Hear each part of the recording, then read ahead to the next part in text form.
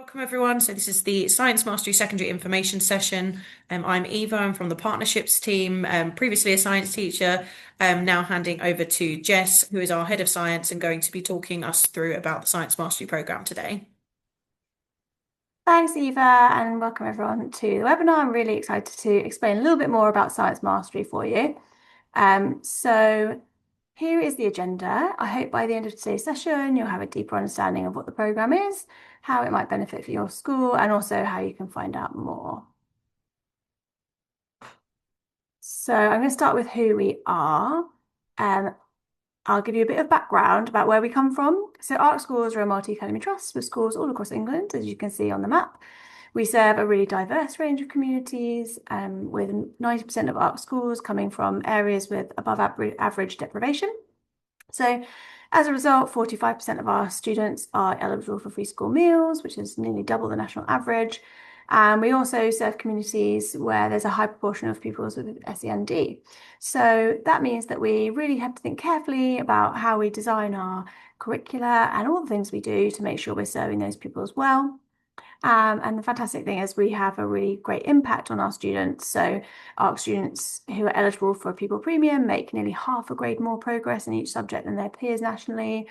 83% of our graduates from sixth form progress to university, which is over double the national average. And of those, 70% actually go to a top third university. So, and that's actually even better gap for our students with SEND. So as a network, our mission is to empower teachers to give every young person, regardless of their background, the subject knowledge and skills that will allow them to succeed. And what you notice there is that doesn't just mean students from our multi-academy trusts, but across the country. So ARC Curriculum Plus, which is the organisation that Eva and I are part of, was set up by ARC schools to improve subject outcomes. And that was initially within the ARC network. But actually, we've been going for over a decade now, and we work with over 1,000 schools. So we have subject excellence programs in English, maths, geography, science, and which one have I forgotten? English, no, that's all of them. And that's primary and secondary. And we've been able to show really measurable impact across all of those programs and evaluations by the EF, the Fish Family Trust, Brilliant Club. Each of our programs has a subject expert assigned to the school to support them through a 5-step improvement process. And our partners get a really ambitious curriculum with all the CPD teaching assessment resources they need to empower teachers to achieve subject excellence. So I just thought I'd give you a flavour of where our schools are in the country. So as you can see, they're all across England, and actually we have few in other countries as well. And we're really proud of the impact that our programme has had over the last 7 years. So our data on the impact of the programme speaks for itself. We know that in schools with science mastery programs, our pilot programme showed that students achieving the higher than national average increased from 13% in year 7 to 38% in year 9. We know that 10% of science mastery schools last year improved their 4 to 9 outcomes by more than 10%. 7 of England's top 100 most improved schools use science mastery programme in terms of this is most improved in terms of their science outcomes, and that's really replicated within ARC schools as well. We know that ARC's disadvantaged students make nearly half a grade more progress than they would in an average school. So this success comes from the fact that we continually learn from and co-create our programs together with all of our partner schools. We constantly test what really works in the classroom to make sure we have the biggest positive impact. So those schools who are coming along with us for the journey really see a fantastic impact and improvement in their outcomes. And actually, the feedback from our schools shows that the partner schools really enjoy and value the programme because it works for them in their context. So I'll give you a moment to just read some of those statistics that we're really proud of, showing that our partner schools love using the programme.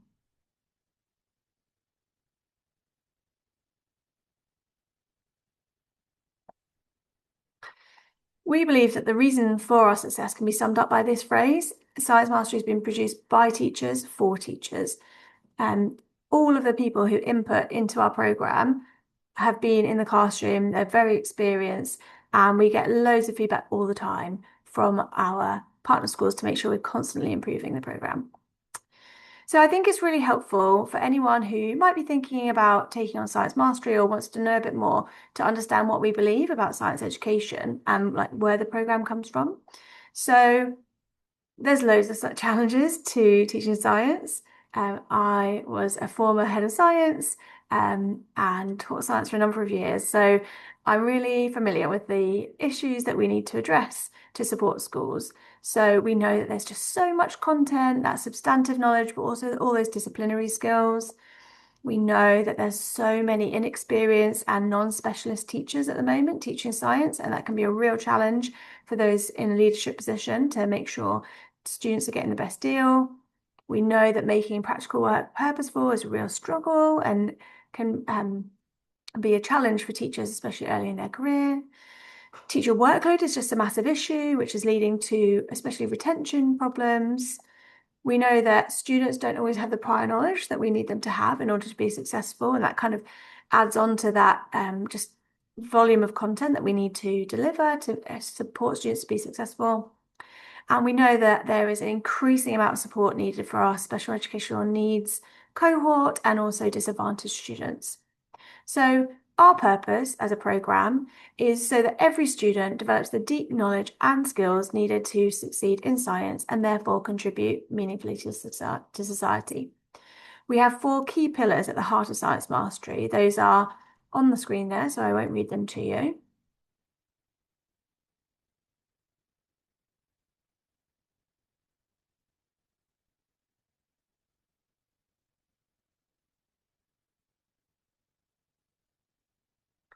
So we believe that those 4 pillars really support students to be successful scientists, and will, by building all of these into our programme, we can support teachers to ensure students really get the best deal.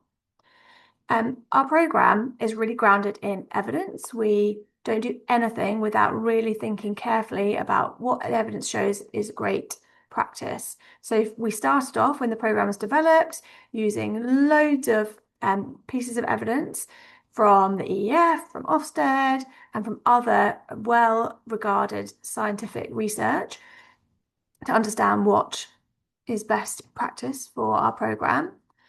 We also sought views of what works in schools from expert teachers and brilliant science departments. And then, as I've already explained, we use loads of information from our partner schools. That's feedback from school visits, we use assessment data, we have panels of teachers, and we have surveys, and all of this feeds into our programme. So you can see that we really believe that we need to use evidence to make a fantastic programme. So let me explain a bit of the structure of science mastery. Because our programme is designed to make scientists not just asking students to pass tests, we ensure it's authentic to the discipline of science. It's not about teaching shortcuts to tick boxes so that students can pass an exam. We believe that it means that external exams are just a hoop for students to jump through at the end of their course rather than the reason they're doing the course. So students are taught to write a good method rather than to answer a 6-mark question, for example. So how does this work? Well, the first area that we focus on is very clear instruction of the factual and conceptual understanding that students need to be successful in science. This is the part of the curriculum that most teachers are already most comfortable with. These would be facts like the definition of meiosis or the equation for Newton's second law, for example. However, this alone is not enough to be a great scientist. We know that scientists also need a firm grasp of the maths, practical and inquiry skills that are part of the discipline of science. So in our programme, these skills are mapped carefully to our curriculum so that, for instance, students build a strong understanding of how to identify variables. These disciplinary skills are mapped out throughout our curriculum so that leaders can be sure that these ideas are being delivered in classrooms in a continuous manner, not just on an ad hoc basis. Next, an area which I commonly see neglected in science curricula is the language and communication strand. We know that building students' oracy skills is the key to building confidence with reading and writing in science. For example, can students explain their ideas about sustainability to their peers? So those 3 elements altogether allow students to apply their knowledge and skills in a new context. And that's what we mean by mastery of the subject. students can link ideas and their current understanding to new situations. So I thought I'd give you a little example of one of our curriculum maps. This is the curriculum map for chemistry. You can see that the units are organised under a set of big ideas. Now, these haven't come from ourselves. Like I said, they're part of the research base for the programme. They're based on Wyn Harland's approach, which supports the idea that students can get a deeper understanding by linking these topics together, because they can build these links between ideas rather than just seeing science as a list of things they need to learn.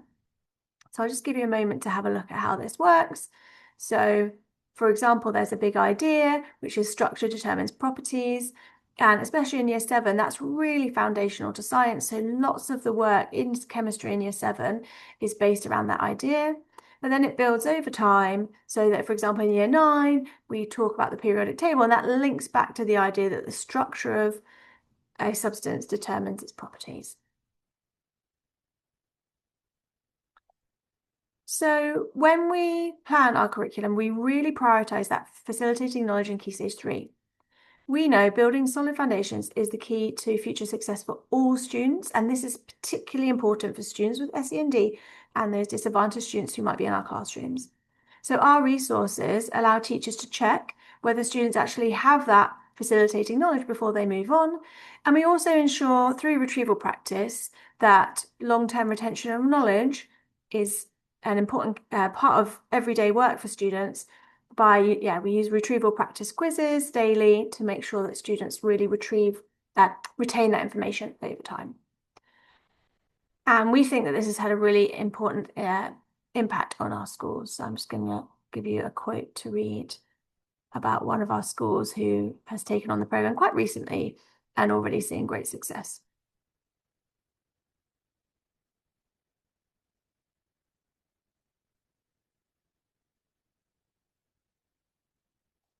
So let's move on to what the program looks like. I'm not sure how much you already know about the program, but many people who know about Science Mastery already believe it to be just a set of resources that teachers can use to deliver lessons to their students. But hopefully, after this section, you'll understand that our program is much more than just a set of PowerPoints. It's a really powerful subject excellence program. So we say that there's a 5-step improvement process for this, and it's actually linked to the EEF 5 steps of plan, train, teach, embed, and sustain. So all of our programs have this framework inbuilt, and we know that for teachers to have strong subject knowledge, the best evidence-based pedagogies, rigorous assessment, effective planning, all working together really facilitates that the knowledge to transform lives. So let me break down each step. We're going to start off with so each part of this support. So the first bit is the school support. So I'm going to talk through the different parts of the program, but the school support is the part that people don't necessarily know about to begin with, but often value the most. So from day 1, you'll have a dedicated Science Mastery Secondary subject experts from our team of educators. We all have a background in or currently teach or lead science, and we will help to introduce, embed, and then sustain the program over multiple years so that you have a lasting positive impact on your pupils. So what does this look like? You will have a welcome call with one of us, which will set you up for success, identifying the key areas that you can work on before you start the program. And then your subject experts will visit your school and we'll have regular online development calls with the mastery lead, so whoever's leading the program in the schools, to support the school with the implementation. So your subject expert will be involved in all aspects of your implementation of the program and really can steer you in the right direction.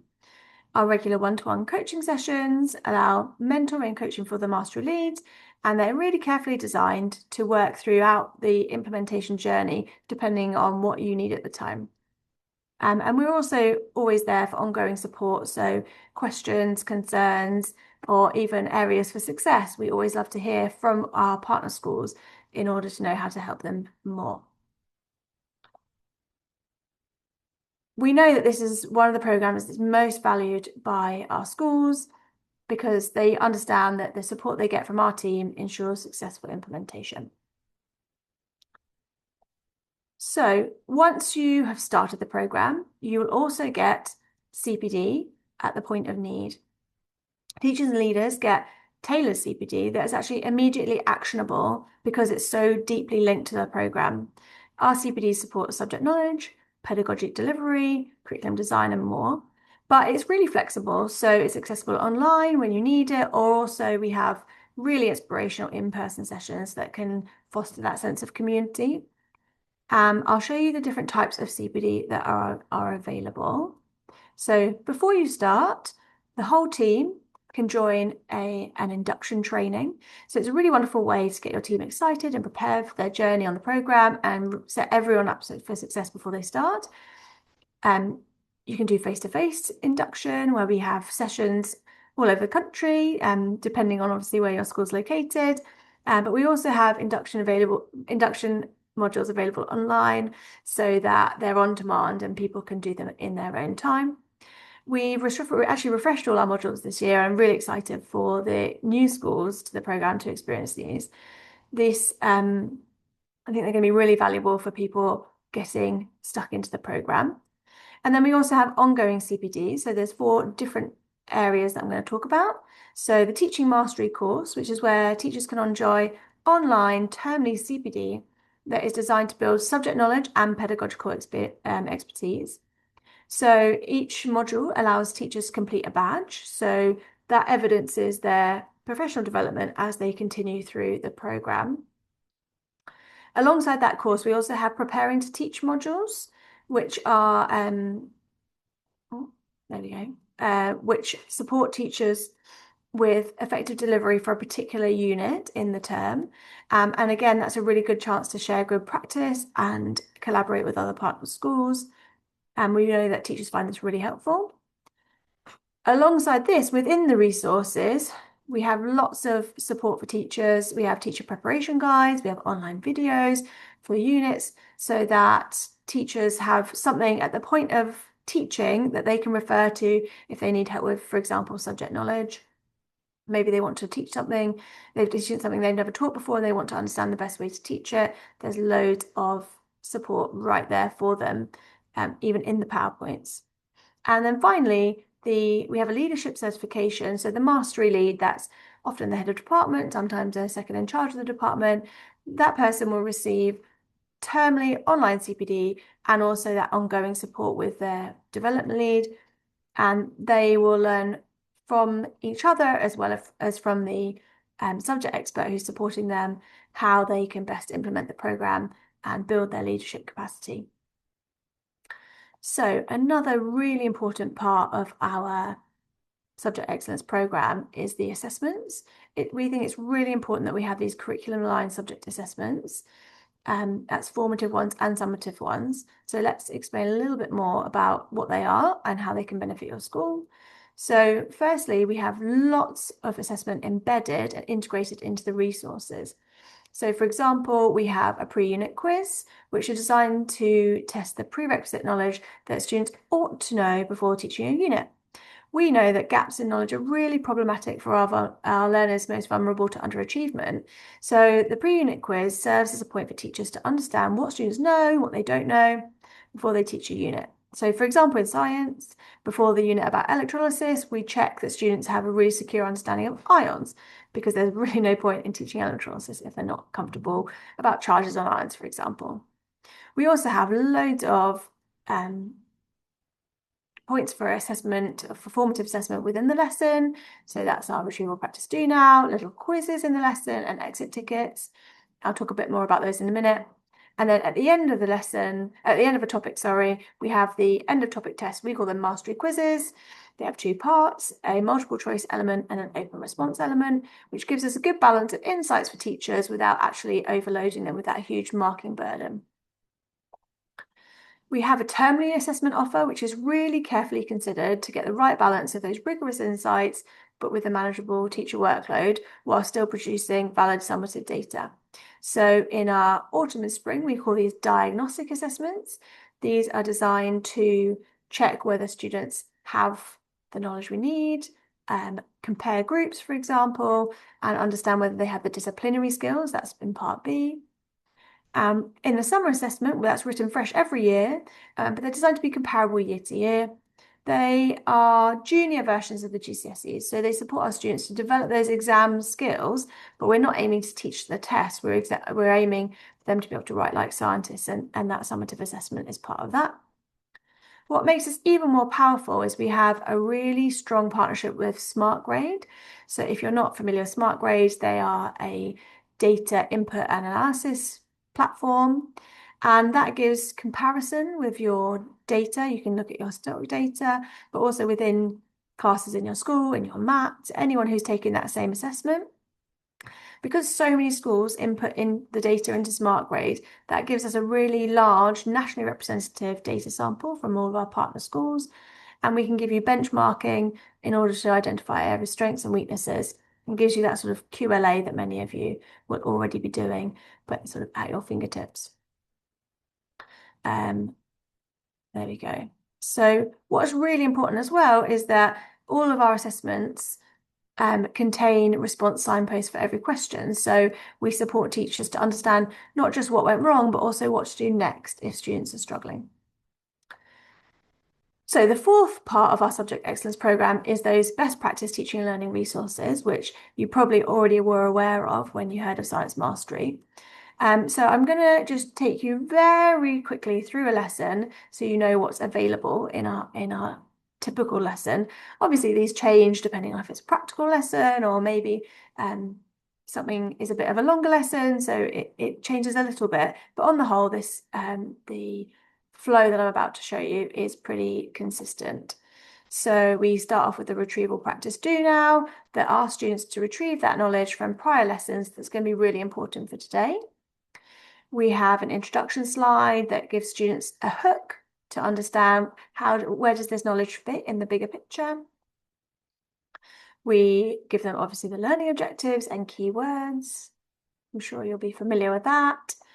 I previously mentioned the fix it. So this is the opportunity to look at something from a prior lesson that students might have struggled with that could be really important in this lesson, and gives teachers the chance to do something about that. Often we suggest that teachers use the exit ticket here. We include a lot of vocabulary instruction. So we have a Freya model designed to support new vocab learning for students, or especially words that are sort of maybe familiar but in a new context in science. Then we have the teacher exposition section. So we have really carefully crafted teacher expositions that are designed to support students with that important learning they need to take in, highlighting the core knowledge for them.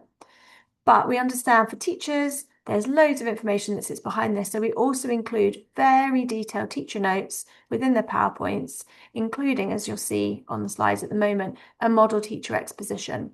So for a teacher who is new to the subject or maybe teaching out of specialism, they can use this teacher exposition to really guide what they're going to say to students. We also have lots of checks for understanding in our resources in lots of different ways as well. It's not just quizzes like this one. We also do thumbs up, thumbs down activities, lots of different things. There's some variety there. As I've said before, we know that the oracy part of science is really important. So we give students a chance to speak in our talk tasks. We support students to be thinking about what they've just learned so they just check they've understood it. And we also have student worksheets as part of independent practice at the end. So every lesson we're expecting students to do independent practice. And then finally, we have the exit ticket that checks that students have really understood that core knowledge we need them to know before we move on to the next lesson. So that's a very whistle-stop tour of a lesson, but hopefully gives you a real flavour of the types of things you'd expect to see in our programme. So I've given you 4 of the 5 aspects. The final one is our community. So there's loads of opportunities for collaboration if you become part of Science Mastery. You join a subject teaching network which fosters the exchange of best practice between us all. So we have in-person CPD events and others that really give you a chance to connect with people in a similar context to you doing work using our programme. So we have in-person and live CPD events. We have subject expert-led connections. So our development leads can put you in touch with other schools who can help you. If they maybe have previously experienced a similar challenge to you, you can go and visit them, for example. And we also have our fantastic annual conference, which is a brilliant opportunity for everyone to get together and discuss how they can implement the program as successfully as possible. So I thought I'd just run through the benefits of our program, if you were to take on Science Mastery, what you'd expect to see as a benefit. I'm going to give you three main ideas. So the first one is the planning support for teachers. The biggest impact we see is on the teachers in the schools. The information in the slides supports teachers to really build their subject knowledge and understand the best pedagogical approaches to teach each part of the lesson. We know that many schools have teachers who are teaching outside of their specialism, or even where many teachers are not qualified science teachers. So it's crucial that subject knowledge is embedded in the programme at the point of use, so that teachers are not spending hours putting PowerPoints together, but instead are spending that same time preparing their lesson to suit their pupils.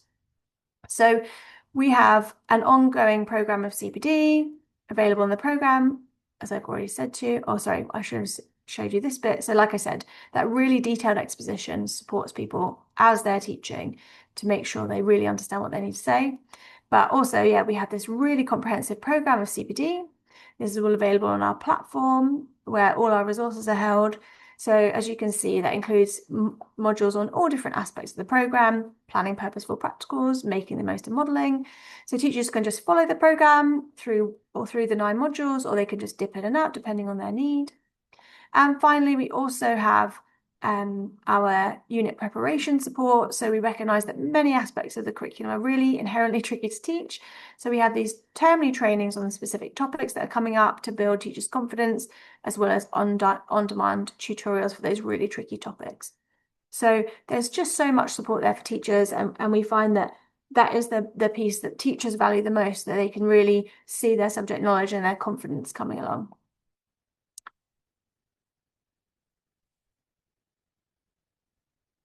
Leaders really recognise that the support that we give trainees, ECTs and non-specialists really means that students benefit from better teaching than they might otherwise have had.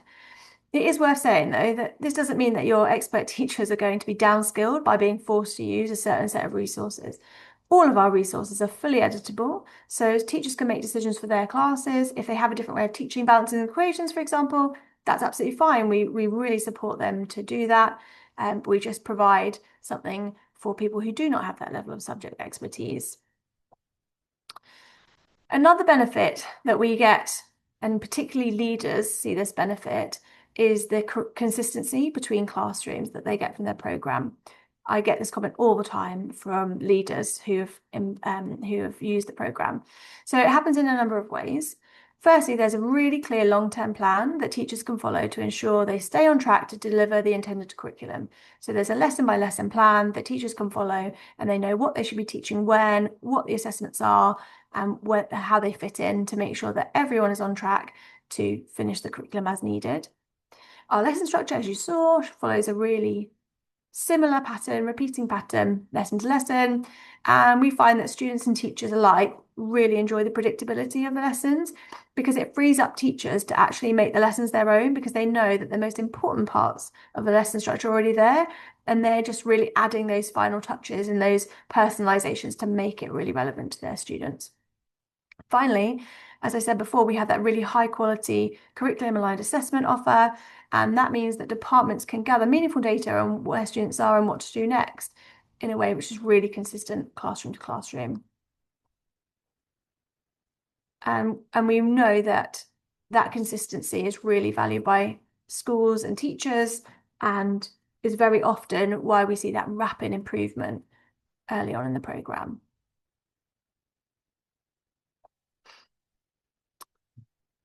I really love Science Mastery because I actually was a Science Mastery head of department.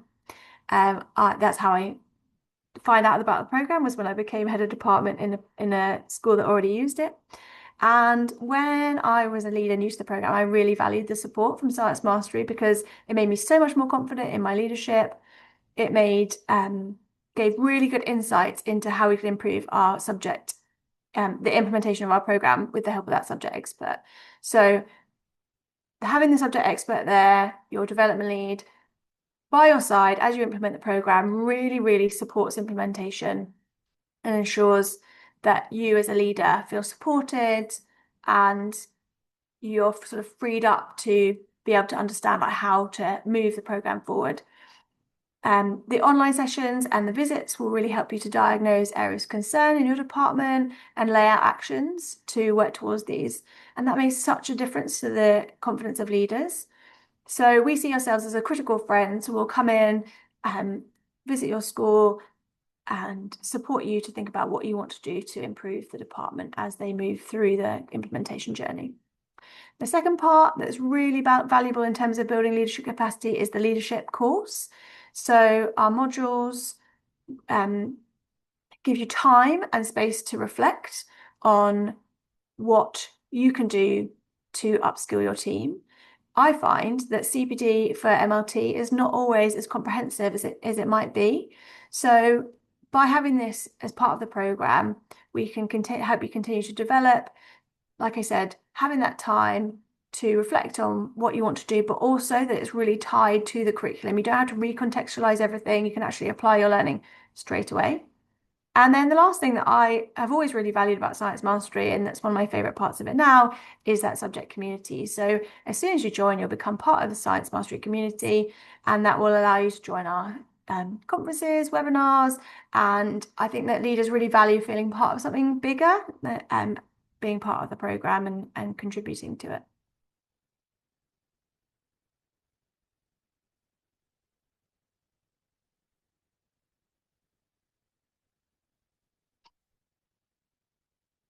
So now's a really good time for any questions. If you have any questions at all about the program and how to implement it, please pop in the chat. I'm just going We have to. quite a lot of questions actually, Jess. Oh, fab. I haven't been able to see them as I go. So That's okay, Eva, I can read them let me out. know So what they the are. That'd be first great. one was regarding the curriculum maps and the big ideas document, whether that is primarily a teacher resource or whether that can also be a pupil-facing document. Great question. It's actually both. So I think to begin with, it's really important for teachers to get their head around so they can see kind of how it works within the context. But actually, I find that a lot of schools print off that big ideas map and have it up in their classrooms. They blow it up to like A3 size and have it in their classrooms. And a lot of schools like to print it off and have it on the inside cover of their books so that students can make those links. But also the PowerPoints kind of make those links explicit as well. So it kind of adds both, yeah. Fab, thank you. Another question was around the number of weeks of the year that the curriculum is planned for. So we So know that I answered that it's 4 hours a week for Key Stage 3, but then it's to do with the number of weeks of the year. yeah, so we plan it out for the whole year, but we know that what happens is time gets taken away for like inset days or it's a bank holiday. So we also put in a few spaces where we suggest that reteach can happen. We do map in the assessment windows as well, where we would suggest that you do the assessments and there's time there for revision as well. But yeah, if you wanted a better idea of a long-term plan, so you could kind of see how it mapped to your school one, then definitely get in contact with Eva and we can kind of send that to you a bit. We can give you an example from this year or next year. Yeah. And then the last one that we've got in the chat for now is what is the ratio of the practical science lessons compared to the theory lessons? It really varies from topic to topic. So in some topics, there's going to be lots more of those practical lessons. It varies.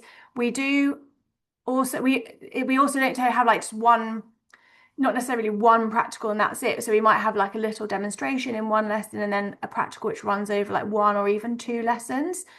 So yeah, we don't have kind of a fixed ratio, I wouldn't say. Fab, thanks, Jess. And then I think the other ones, there was a couple of ones I was able to answer, thankfully, Okay. to do with some other kind of more granular resource-based things. But if anyone does have any other questions or that you think of even after the call, please do let one of us know as we will be happy to kind of talk through. Jess is always happy to talk through kind of the more kind of nitty-gritty science bits, and I'm happy to talk through the onboarding and the partnerships side. And we've had Great. one more question come through, and that is, do we have a progression map for our disciplinary knowledge?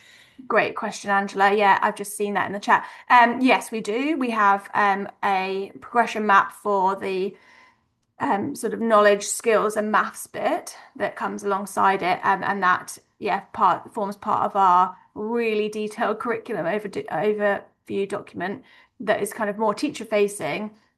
But then you can see how it is mapped through the lessons as well, through all the disciplinary elements that come in as well. Yeah.